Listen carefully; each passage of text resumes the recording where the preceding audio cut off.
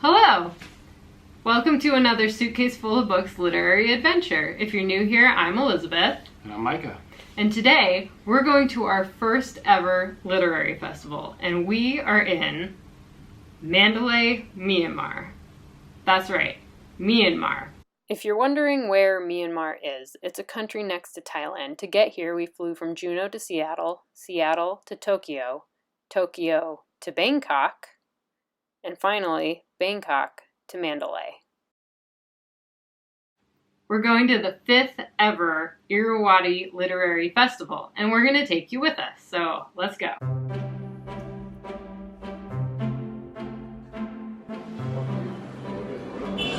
Got the schedule here, and we've only made it for the last day of the literary festival. So we've taken a look at Monday's schedule, and we've made some markings on the talks that we think we want to go see.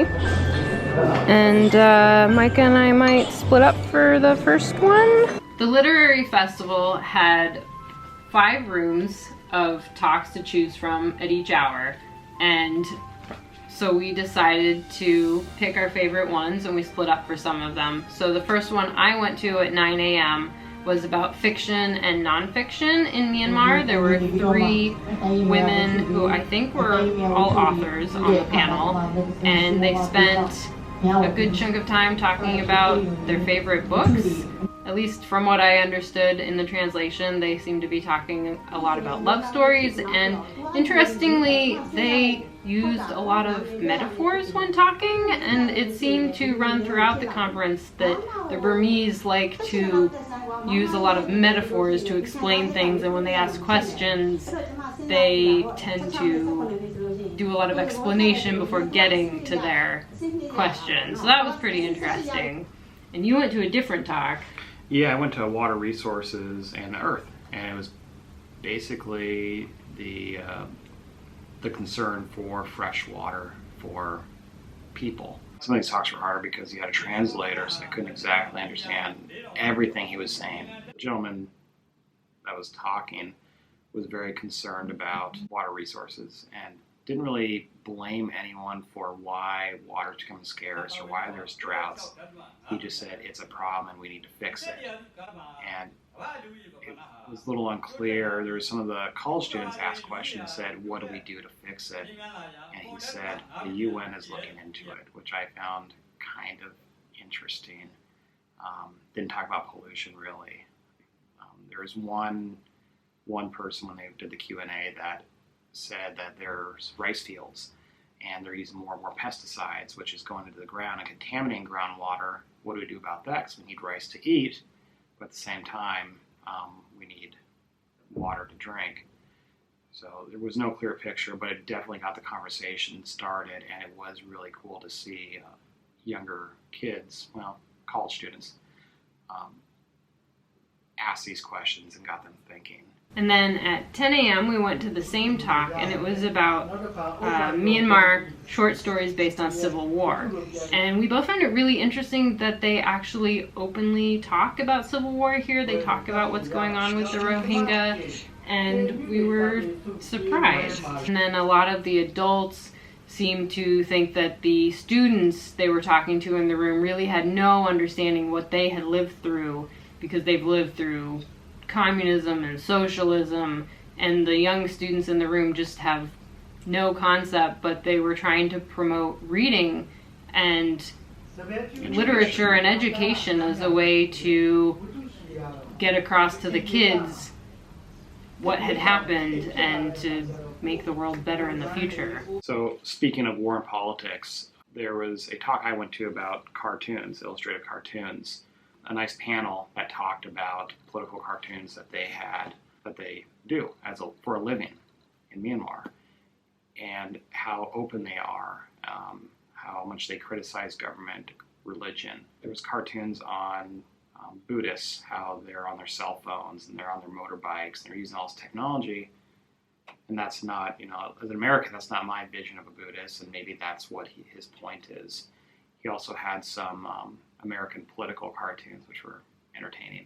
The moderator, he talked about how that they'll write a cartoon or draw a cartoon, and maybe bit political, and they'll submit it to their publisher, and if it doesn't get published in a newspaper publication, they just throw it on their Facebook. And they just do this because the rise of freedom is slowly gaining ground in Myanmar, and they want to push that harder and harder. And he said, I may be arrested the next day, or I'll get more death threats from some of these, but he does it. He does it for his country, and it was really inspiring, and it makes me thankful that in our country we can say pretty much whatever we want. We can draw cartoons, we can criticize the government without persecution, and that's what these people are working towards. Some people were critical of the cartoonists, and they shouldn't be going after religion, but they said, everything's open.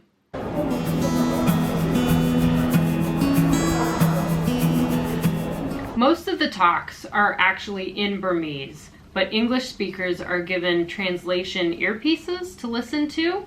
So each talk has translators in the back of the room, and the Irrawaddy Literary Festival is all done by volunteers. So the translators are not actually professionals, they're students, and they switch off during the talks between students so that they all get to practice their English. So that happens, some people didn't know and some people died when they were speaking. They were fantastic. Afterwards, I went over and thanked them. They were very appreciative of the feedback. Most of them had never been outside of Myanmar, so to get confirmation was on feedback was appreciated. And for the few English-speaking talks that there were, they did have Burmese translators in the back. Part of the way in this book that I tried to take on that responsibility seriously is to give my narrator a lot of those preoccupations. She's very anxious about whether she's interpreting a situation correctly, whether she's misinterpreting something because it's not her native language, it's not the place she was born.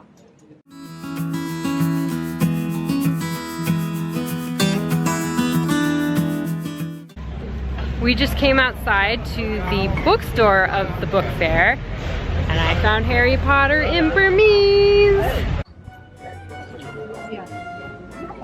And check out the art in that.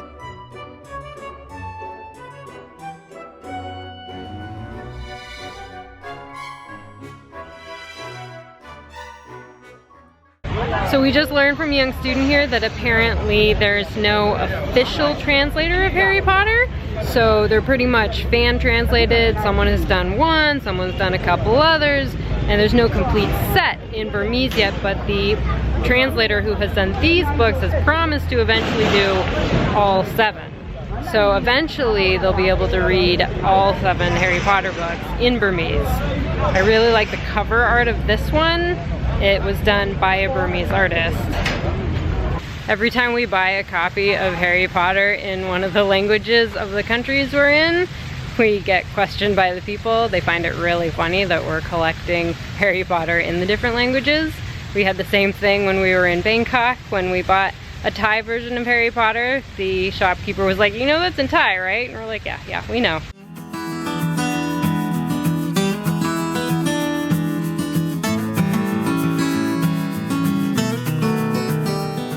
The last talk we went to was a foreign correspondent from Britain. He's the Asia editor for The Times, and his name was Richard Lloyd Perry. And that was a really interesting talk because they talked about politics, they talked about journalism, where it's going, the fact that a lot of newspapers don't have staff correspondents anymore because they use freelancers or what they called citizen journalists, anyone that has a cell phone. And how technology has adapted the way these, the old guard, as they kind of called themselves, how they use the technology. He mentioned in 1999, that when satellite phones first became a thing, he said it was a game changer in his flow because he'd be in this war-torn area and he would have to think about a strategy on thing happened, how far I'm away from a landline phone, I need to get to that, otherwise all my work is useless. Right, they had to figure out how far they could get before they had to turn around to get back to a phone so that they could file their report. Now they can call in immediately and say, this is the deal, here's what's happening now, print it. It's more or less instantaneous.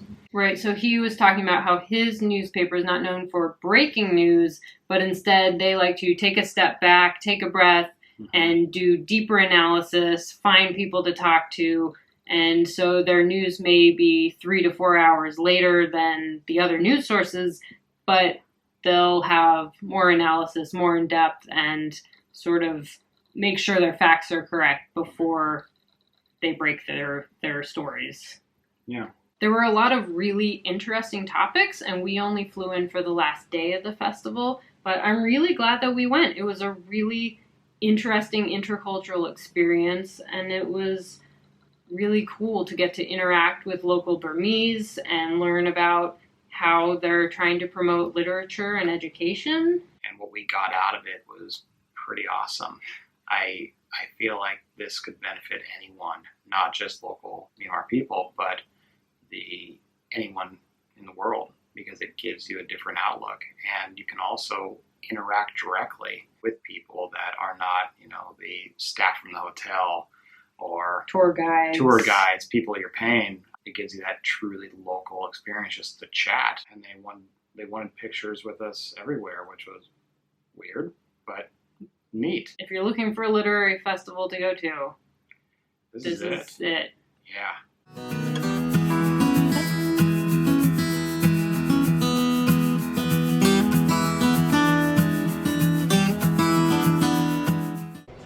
After a full day at the literary festival, I think it's time for a drink. So I guess it's appropriate that we've come to the Kipling Bar. Even though Rudyard Kipling actually never stepped foot in Mandalay, and for some reason his poem has become the most well-known description of Mandalay, so his name is all over, and of course the bar in our hotel is named for Kipling. So we're gonna go have a drink at the Kipling Bar.